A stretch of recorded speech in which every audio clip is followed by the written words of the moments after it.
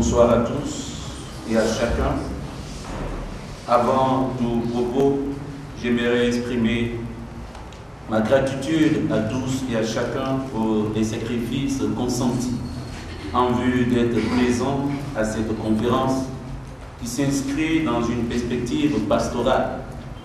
Notre conférence qui s'inscrit dans une perspective pastorale vise d'abord et avant tout à éclairer les fidèles chrétiens et toutes les personnes qui le désirent sur la réalité ou le mythe du phénomène de femmes et de maris de nuit.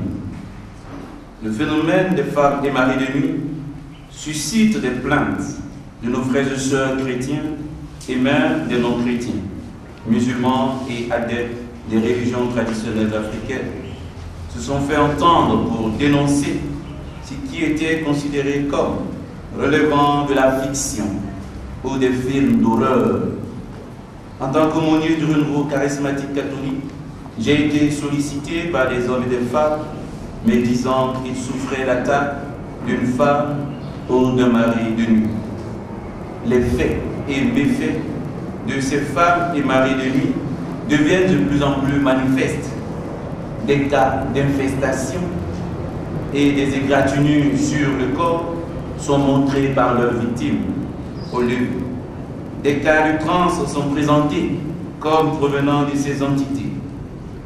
Au regard du drame que provoque ce phénomène à la fois ambigu, peu et mal connu, des fidèles laïcs et de certains curés et vicaires de paroisse qui en rencontrent beaucoup de cas lors des écoutes et qui en sont désemparés, un éclairage pastoral semble alors nécessaire.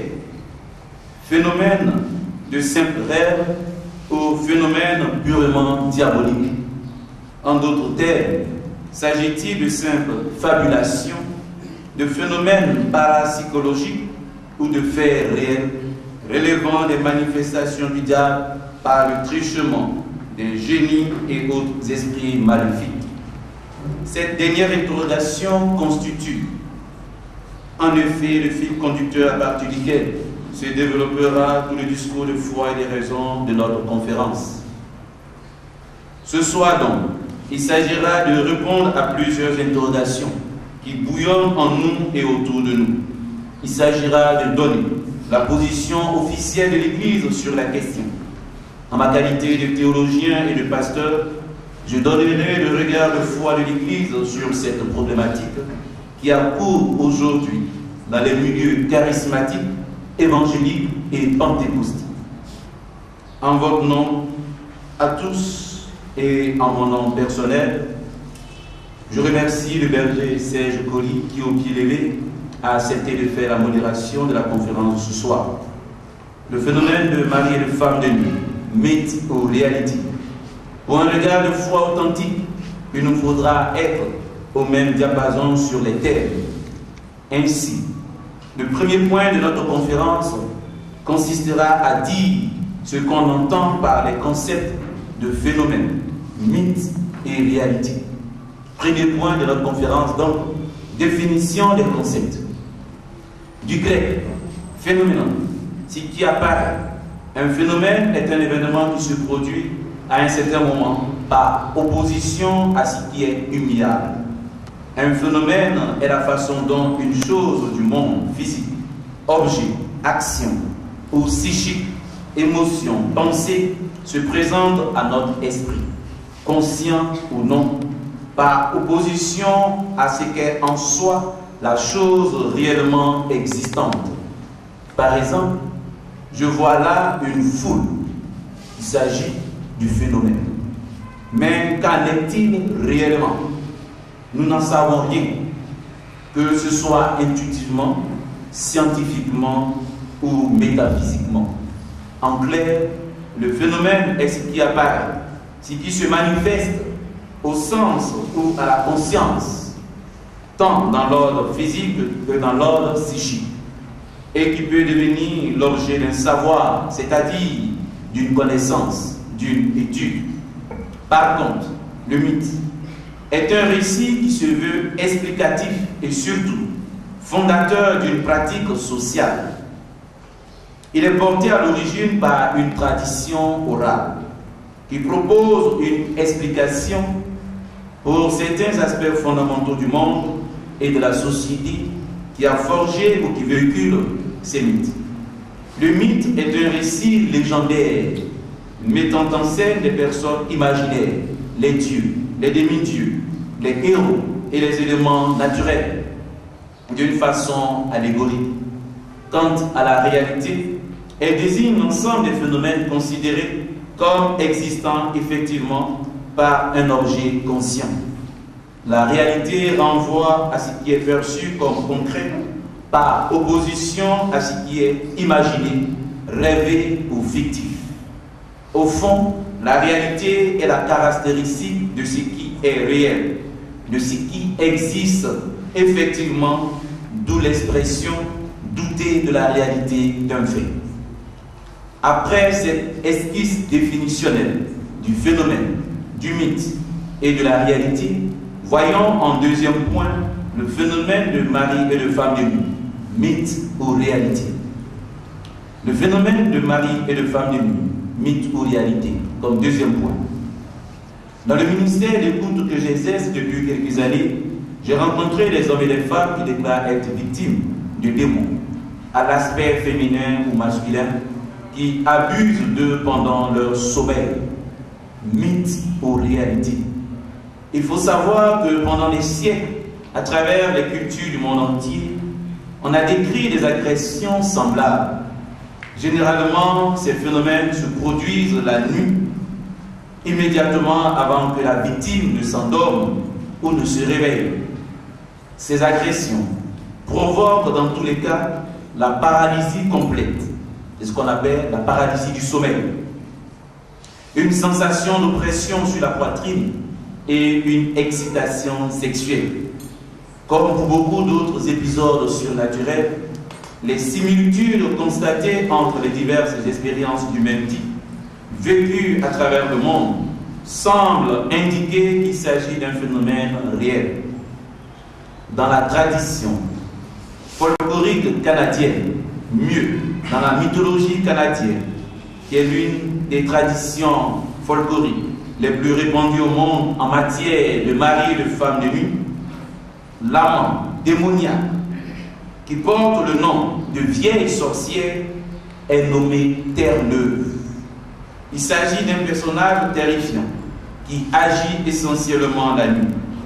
Et cette vieille sorcière apparaît dans le monde entier. Pour les Allemands, il s'agit de Mar, d'où est issu le terme cauchemar. Pour les Scandinaves l'appellent Mar, les Grecs l'appellent Mora. En Hongrie, elle est appelée sorcière de Székely. Elle s'assoit sur la poitrine de ses victimes jusqu'à ce qu'elles ne puissent plus presque respirer, puis elle les transforme en chevaux volants.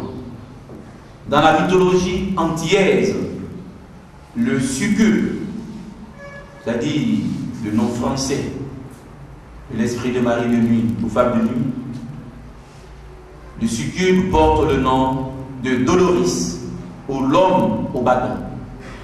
Dans la tradition ou la littérature arabe ancienne, le succube est connu comme un démon femelle qui dérange les hommes pendant leur sommeil et les accompagne dans leur lit. Au Maghreb, on les appelle Al-Gins Al-Ashik, ce qui signifie le djinn ou le démon amoureux qui habite le corps d'une personne. Ils sont mariés dans le monde des rêves avec la personne possédée. Dans la mythologie égyptienne, on parle de la troublante déesse Chad Basté. Bien que dépourvus de semences, les incubes et les succubes peuvent concevoir avec des mortels.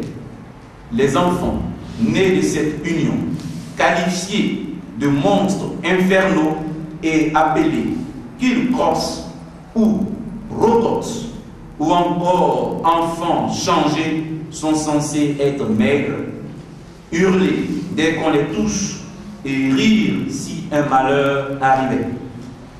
Selon certains démonologues, ils épuisaient plusieurs nourrices, mais ne vivaient pas plus de 7 ans.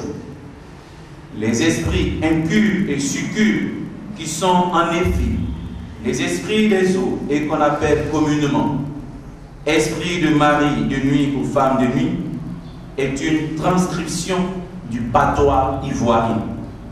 Au Sénégal, les esprits impurs et succubes sont appelés Faroura ou Korora. En Côte d'Ivoire, dans ma langue qui est la nuit, on dit Eblolobian, c'est-à-dire mari de nuit, le mari de l'au-delà. Et pour la femme, Eblolobla, c'est-à-dire la femme de l'au-delà. En bété, on dit Bobolin pour le mari ou la femme de nuit, qui renvoie au dragon. En congolais, ceux de Brazzaville, on dit Mibalia Boutou pour le mari de nuit et Bassia Boutou pour la femme de nuit. En Sango, République centrafricaine, on dit Koli Tibi pour le mari de nuit et Wali Tibi pour la femme de nuit. Chez les évêques du Togo, on dit Zanron Oussou pour le mari de nuit et Zanron Nyonou pour la femme de nuit.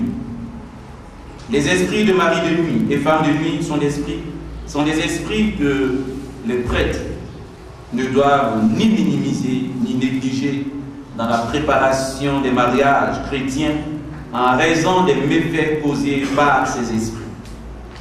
Au niveau anthropologique, l'universalité de la figure de l'enfant, démon ou démoniaque, montre bien que le phénomène de mari de nuit et femme de nuit est une réalité établie et planétaire. Le phénomène de mari et femme de nuit n'est donc pas une réalité uniquement africaine.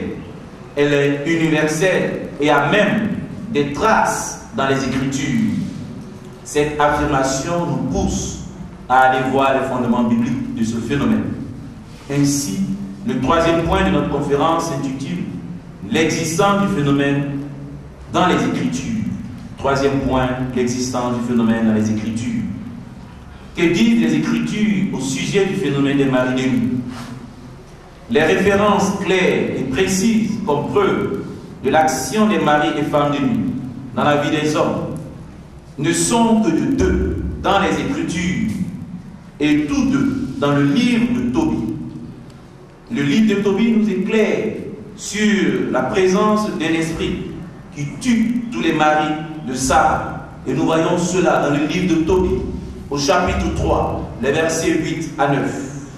Il est écrit: il arrivera en ce même jour à Ecbatam, ville de Médès, que Sarah, fille de Raguel, entendit elle aussi les injures d'une des servantes de son père, car elle avait été successivement donnée en mariage à 7 maris, et un démon nommé Asmodée les avait fait mourir aussitôt qu'ils étaient venus auprès d'elle. Comme elle reprenait donc ses servantes pour quelque faute, celle-ci lui répondit en disant: que jamais nous ne voyons sur la terre ni fils ni fille de toi. Veux-tu donc me donner aussi la mort, comme tu as déjà fait mourir 7 maris? À cette parole, Sarah monta dans la chambre haute de sa maison et il resta 3 jours et 3 nuits sans boire ni manger. Tobie chapitre 3, versets 8 à 9. Chassés par l'archange Raphaël, Tobie et Sarah peuvent alors se marier sans danger. Et nous voyons cela au livre de Tobie, au chapitre 6, les versets 14 avant. Il est écrit: alors Tobie répondit: je lui dis qu'elle avait déjà épousé 7 maris et qu'ils sont tous morts. Et l'on a dit encore qu'un démon les avait tués. Je crains donc que la même chose ne m'arrive à moi aussi, et que, étant fils unique de mes parents, je ne fasse descendre avec tristesse leur vieillesse dans le tombeau. Et l'ange Raphaël lui dit: écoute-moi, je t'appartiendrai qui sont ceux sur lesquels le démon a du pouvoir. Ce sont ceux qui entrent dans le mariage en bannissant Dieu de leur cœur et de leurs pensées, pour se livrer à leur passion, comme le cheval et le mulet qui n'ont pas de raison. Sur cela, le démon a pouvoir, mais toi, lorsque tu l'auras épousée, étant entré dans la chambre, vis avec elle en continence pendant 3 jours, et ne songe à autre chose qu'à prier Dieu avec elle. La première nuit, livre au feu de l'encens le foie et le cœur du poisson. L'odeur se répandra, le démon la respirera et il s'enfuira. Tobie chapitre 6, verset 14 à 20. Au regard de ces références bibliques, nous pouvons affirmer que le phénomène de mari et femme de nuit est un véritable phénomène de société, mais qui est caché sous le boisseau, parce qu'on a honte d'en parler. En d'autres termes, le phénomène de mari et de femme de nuit est un phénomène réel. La question des esprits qui couchent avec les humains est un phénomène à la fois biblique et extra-biblique. L'approche anthropologique avec différents noms de ces esprits dans tous nos patois africains et ailleurs est à la fois un signe éminemment fort de la réalité du phénomène de mari de nuit. En somme, disons-nous que le phénomène de mari de nuit est une réalité à la fois biblique et anthropologique. Il n'est pas de l'ordre du rêve, du fantasme ou du folklore. Les signes disent la présence de ces esprits en l'homme ou en la femme. Quels sont alors ces signes? Le 4e point de notre conférence abordera donc les signes manifestes de la présence de mari de nuit. Quatrièmement, les signes manifestant la présence de mari de nuit ou de femme de nuit. Comme signe manifeste, nous avons le fait de vivre des rapports sexuels nocturnes ou vivre des relations sexuelles en songe. Il s'agit en effet des femmes qui ont des relations sexuelles la nuit avec un homme invisible pendant que leurs maris sont endormis ou lorsque leur mari se réveille et les secoue. Elles se rendent compte que ce n'était pas le mari habituel, qu'elles passaient ces rapports, et inversement, et même des jeunes filles qui ne sont pas mariées. Le fait d'être mouillé au réveil, il arrive que des hommes ou des femmes se retrouvent mouillés. Nous avons le fait qu'il y a des pertes vaginales chroniques, interminables chez les femmes et les faiblesses sexuelles chez les hommes, les maladies génitales bizarres et plus ou moins l'impossibilité à enfanter. Le fait de faire pipi la nuit d'une façon bizarre et répétée, à ne pas confondre avec le cas de l'eurénésie. J'ai rencontré une fille sur cette question au niveau du pipi, qui, la nuit tombée, la fille ne fait pas du pipi dans sa culotte, mais le lit sur lequel elle est couchée est complètement mouillé. Aujourd'hui, cette jeune fille dort avec une toile cirée sous le lit. Ensuite, elle met une couverture. Et chaque matin, il faudra laver le drap. Cette jeune fille se prépare à un mariage. Je lui ai posé la question, est-ce que ton futur époux est informé de la question? N'étant pas informé, cela risque d'être un problème plus tard dans le foyer. Nous avons la perte d'amour et le désir pour son partenaire. Quitter son foyer pour aller avec quelqu'un et surtout un vaurien. Être enceinte en songe alors qu'on n'est pas marié.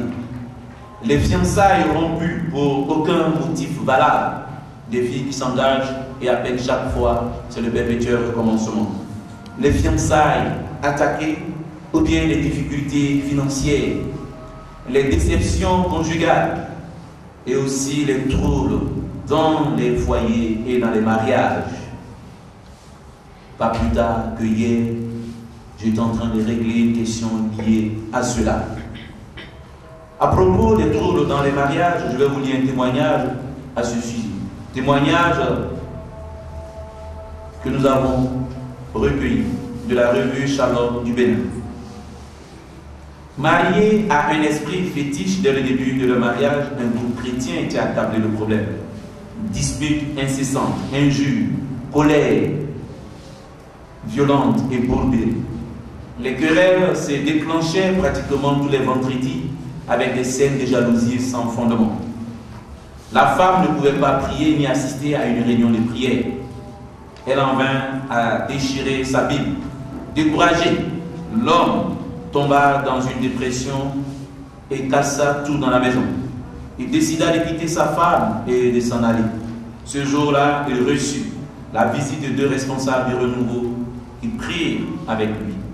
Il reçut une forte onction de l'Esprit Saint.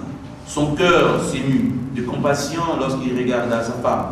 Celle-ci, peu de temps après, entendit le témoignage de libération d'une femme malmenée par un esprit de mari de nuit et reconnut sa propre expérience.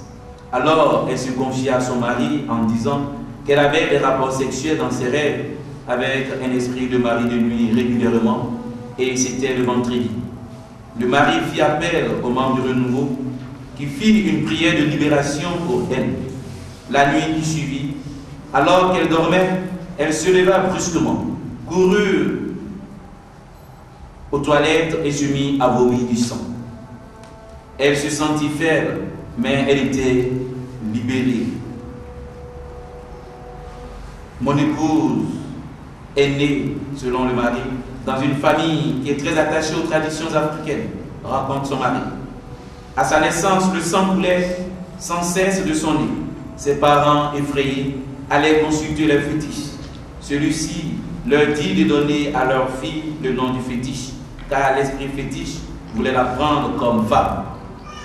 Dès qu'il lui donnait le nom de fétiche, le sang s'arrêta de couler.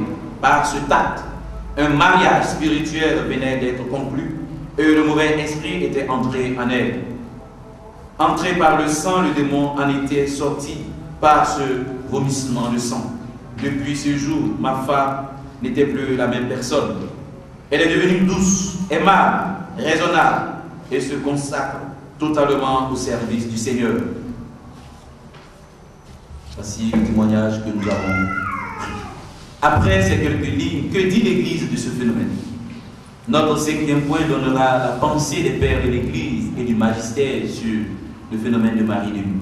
Cinquième point, la pensée des pères de l'Église et du magistère sur le phénomène de Marie et femme de nuit. Pour les pères de l'Église, il s'agit d'un phénomène vieux comme l'humanité et d'une portée générale, loin d'être propre au peuple dit primitif.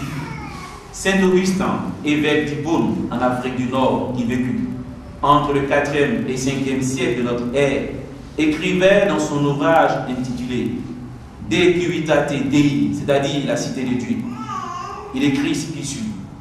Beaucoup assurent avoir expérimenté ou avoir entendu dire par ceux qui l'avaient expérimenté que les Sylvains et les faunes, ceux que les vulgaires appellent impurs, se sont souvent présentés à des femmes et ont consommé l'union avec elles. Aussi bien, vouloir le nier apparaît de l'imprudence. Fin de citation. Ici, Saint Augustin affirme l'existence des incubes qu'il assimile aux faunes, c'est-à-dire divinités champêtres romaines, et l'existence des succubes. Il poursuit en disant: les faits de démons incubes ou succubes se sont si multipliés qu'on ne saurait les nier sans imprudence.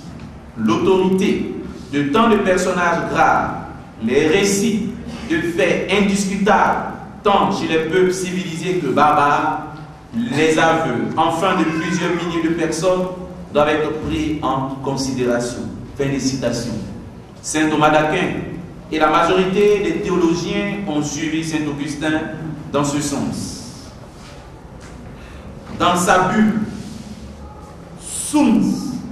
Sumnis, Desideres Affectibus, en français, Désiré d'ardeur suprême, publié le 5 décembre 1484, le pape Innocent VIII, qui a vécu entre 1432 et 1492, écrit ceci. Récemment, il nous est revenu, non, sans nous causer grande peine, qu'en certaines régions de la Germanie supérieure, maintes personnes de l'un ou de l'autre sexe, oublieuses de leur propre salut, se sont livrées elles-mêmes aux démons incubes et succubes. S'il est certain que dans certains cas, les patients sont victimes d'hallucinations pseudo-sensorielles, d'illusions, voire d'erreurs sciemment causées par la supercherie humaine, il ne suffit point de le déclarer pour résoudre les problèmes réels, angoissants, poignants, qui se posent à un très grand nombre de personnes désemparées. Fin de citation. Fin de citation, pardon. Tout près à côté de nous, le père jésuite Pierre Menra Ebga, paix à son âme, au sujet de l'exorcisme dans le Paraclet, bulletin trimestriel d'information publié par la Fraternité Fata du Cameroun en avril 2001, disait ceci. Les esprits dits impurs se sont souvent présentés à des femmes et ont consommé l'union avec elles. Il n'est pas rare que lors d'un exorcisme, le possesseur déclare être une personne décédée, c'est-à-dire l'esprit dit être une personne décédée. Je suis entré dans la malade pour bloquer sa vie personnelle, sentimentale ou sociale. Quand elle sort, je lui prête mon visage de vieille femme et lui donne une mauvaise odeur pour éloigner d'elle amis et parents. Et j'en ai vu ce cas de façon réelle. Des jeunes filles qui ont l'odeur d'excrément, s'il vous plaît. Qui respirent l'odeur d'excrément. Quand elles passent, c'est l'odeur d'excrément humain. J'en ai rencontré. J'en ai même rencontré un jeune homme aussi. Et nous avons travaillé pour la libération de ces personnes. Les excréments humains, au point où aucun homme ne pourra vous approcher.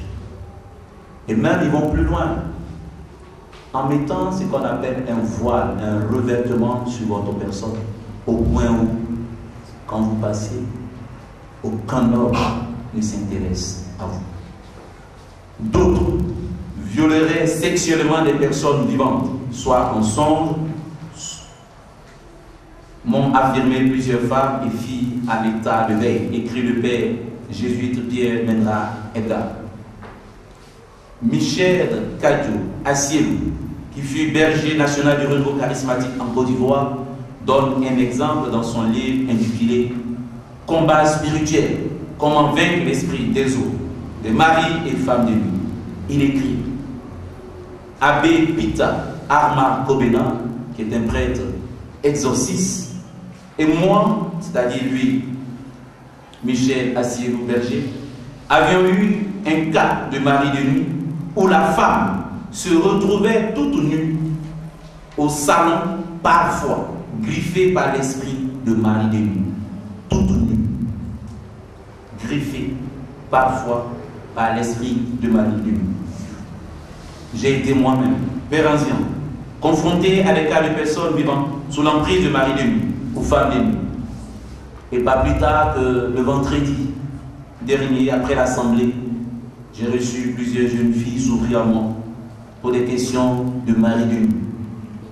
À la mi-avril 2013, j'ai été invité à une table ronde organisée par l'IFAN à Douta Sek avec le philosophe Ibrahim Assou, le psychologue Oumar Ndong, qui est par ailleurs député, la Sichat Aïda Silla et le capteur de Guinée, Ibafal du centre Rokia des Parcelles Assignées. un colonel de l'armée, musulman bon teint et polygame, a dit devant toute l'assistance qu'il avait une femme de nuit qui le dérangeait et qui se battait avec cette femme, et il souhaitait en être délivré par le service devant toute l'assemblée. Et il y a des personnes avec qui nous étions à cet arbre qui sont là, qui pourraient peut-être témoigner. La plus belle expérience de libération est celle d'une jeune dame musulmane qui avait un mari de nuit depuis 30 ans. Une musulmane qui avait un mari de nuit depuis 30 ans. La patronne de cette dame est dans cette salle. À la fin de ma conférence, je donnerai peut-être la parole à 2 personnes. J'ai vu Catherine, je ne sais pas si Agnès est là. Je leur donnerai la parole pour partager leur expérience sur la question. La réalité du phénomène des maris de nuit et femmes de nuit à travers l'anthropologie, les Écritures et les pères de l'Église et aussi du magistère donnent de comprendre les dits de Paul, de Saint Paul au sujet de la présence des esprits maléfiques autour de nous et le révèlement des armes spirituelles pour les combattre, ce qui implique donc la recherche des causes ou portes d'entrée des maris et femmes de nuit et la fermeture des portes. Le 6e et dernier point de notre conférence nous donne l'occasion de jeter le regard sur les causes ou ce qu'on appelle les portes d'entrée des femmes et maris de nuit et comment s'en débarrasser. 6e point, quelles sont les causes aux portes d'entrée des femmes et maris de nuit et comment s'en débarrasser. Les causes de la présence de l'esprit de mari ou femme de nuit peuvent être multiples, mais celle qui le plus assurément constitue la porte d'entrée en l'homme ou la femme est d'abord la généalogie ou l'hérédité infestée. Lorsque les parents consacrent la vie de leurs enfants au Dieu de la famille, il peut y avoir présence de mari ou femme de nuit dans la vie de ces derniers. Dans ce cas, il faut couper les liens parentaux spirituels lors de la prière de libération. Nous avons les cas des fixations. Lorsque vous êtes passionnément amoureux de quelqu'un, enseigne que plus personne ne compte pour vous à part cette personne et que vous désirez forcément vous marier à elle, c'est une obsession parce que la passion amoureuse est différente de l'amour. Alors, dans le monde spirituel, les esprits peuvent prendre l'image de la personne désirée et venir avoir des rapports sexuels avec cette personne. C'est alors une présence de mari ou femme de nuit dans la vie de cette personne. Dans ce cas, il faut une prière de libération en prononçant le divorce. Nous avons les cas de décès dans un couple. Dans un couple, lorsque l'un des conjoints décède, le plus souvent dans les sociétés africaines, l'on procède à des cérémonies et très souvent, celles-ci donnent accès au mari ou à la femme de nuit qui vient avoir des rapports sexuels avec le veuf ou la veuve. Dans ce cas, il faut procéder à une prière de libération en prononçant le divorce entre le mari ou la femme et le défunt et ensuite le démon qui s'en est infiltré. Nous avons les cas des pactes ou alliances. Il y a des démons qui se manifestent en mari ou femme de nuit. Lorsqu'une personne est oppressée ou obsédée par ce genre de démon, tout ce qu'elle entreprend échoue. Échec à tous les niveaux de la vie. Très souvent, je rencontre des gens qui me disent « plus rien ne marche ». Dans ce cas, il faut chasser le démon dans le nom de Jésus. Quand les sorciers désirent une personne ou une femme, ils se transforment en mari ou femme de nuit pour avoir des rapports avec la personne désirée. C'est ainsi qu'ils empêchent ceux-ci de se marier. Dans de tels cas, le jeûne et la prière sont nécessaires pour la libération de la personne. En Matthieu chapitre 17 au verset 21, il est écrit « Mais ces sortes de démons ne sortent que par la prière et par le jeûne. » Nous avons la pratique des arts divinatoires. Dans la vie courante, vous avez souvent des amis qui pratiquent des arts divinatoires, sciences occultes et autres. Étant donné que ce sont vos amis, ils vous connaissent bien et connaissent vos secrets. Ils peuvent prendre l'image de votre homme ou de votre femme et par des pratiques mystiques avoir des rapports avec vous. En cherchant la protection par des bains marins chez les féticheurs, les marabouts, les bains rituels pour se trouver un mari ou pour avoir des enfants. Ce sont des portes d'ouverture. La présence du mari de femme de nuit dans votre vie peut parfois vous conduire au divorce sans cause réelle. Cela peut aussi expliquer les rêves dans lesquels vous vous trouvez en train de faire l'amour avec vos anciens copains ou fiancés. J'ai reçu dernièrement une jeune fille qui dit que son mari de nuit c'était un prêtre. Et oui, c'était un prêtre. Dans ce cas, pour être libéré, il faut faire une prière d'autorité. L'Écriture déclare en Matthieu chapitre 16 à partir du verset 19. Tout ce que tu lieras sur la terre sera lié dans les cieux. Et tout ce que tu délieras sur la terre sera délié dans les cieux. Matthieu chapitre 16 au verset 19. Nous avons le cas des sirènes des eaux. La sirène des eaux est une autre forme de démon de mari de nuit ou femme de nuit.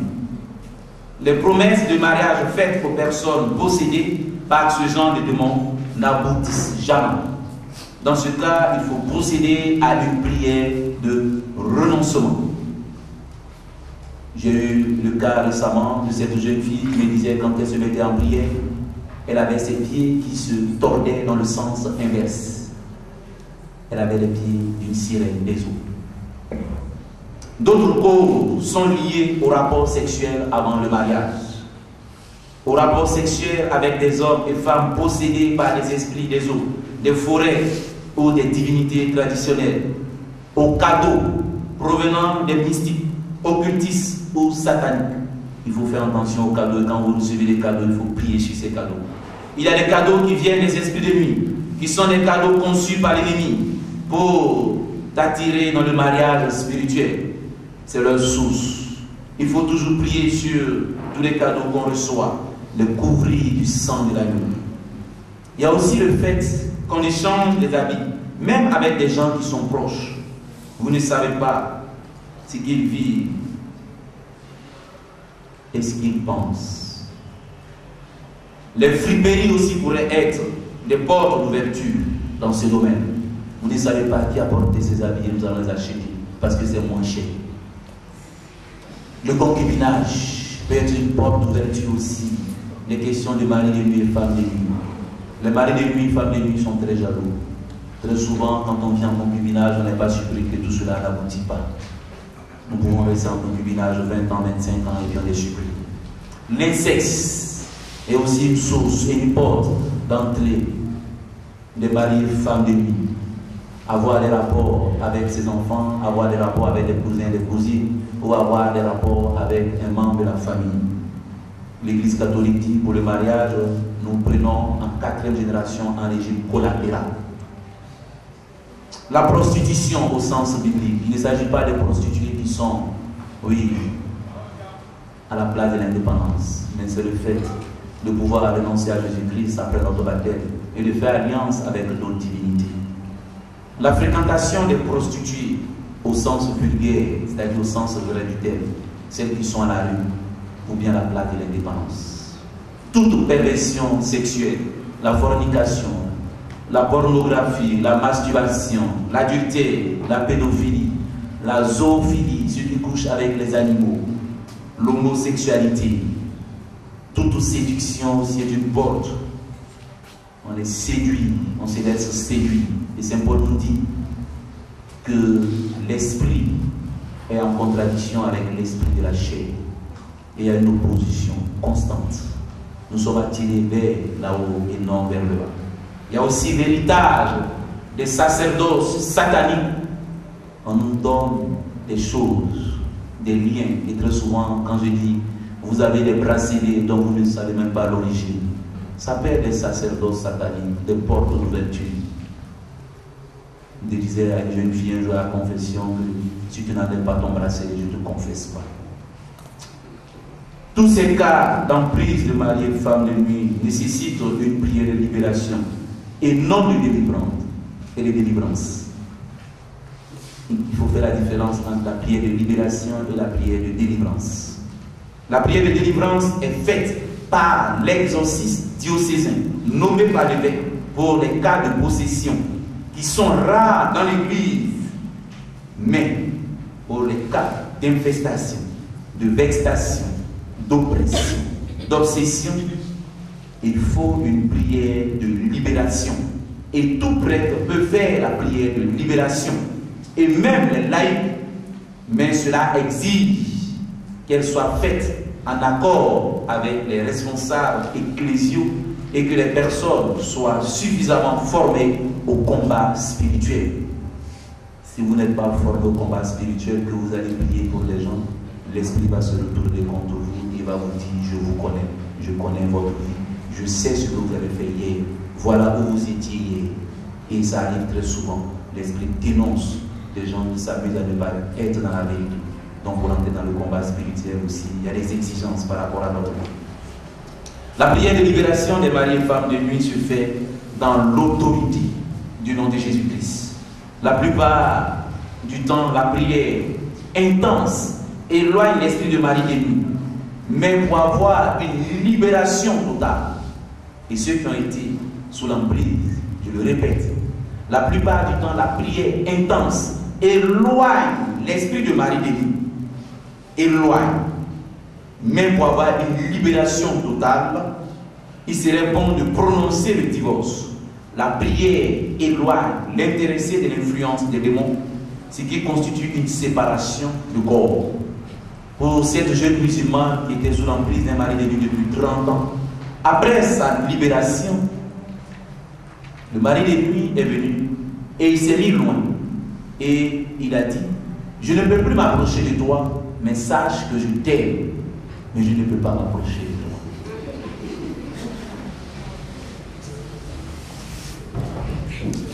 La prière éloigne l'intéressé de l'influence des démons, ce qui constitue une séparation de corps. N'oublions pas qu'au cours d'une séparation de corps, une réconciliation peut survenir. Et c'est pourquoi je dis toujours aux personnes: il faut fermer les portes à travers le sacrement de la réconciliation. Chaque 15 jours, recours au sacrement de la réconciliation. La célébration de l'Eucharistie quotidienne au moins 2 fois et la messe tous les dimanches. L'adoration, la lecture de la parole de Dieu, la récitation du chapelet, la lecture de la parole de Dieu et une vie de vérité. Auquel cas, quand le démon est chassé, il part, mais il revient avec 7 autres démons plus dangereux.